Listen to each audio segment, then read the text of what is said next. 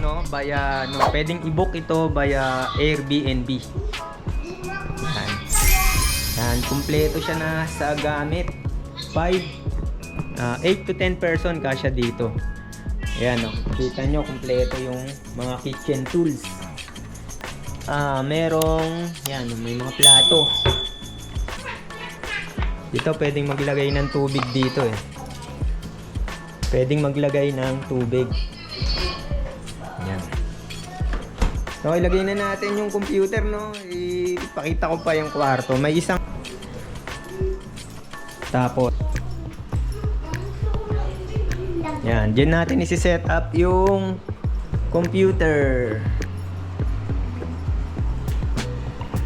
May Blu-ray din, no? Blu-ray din.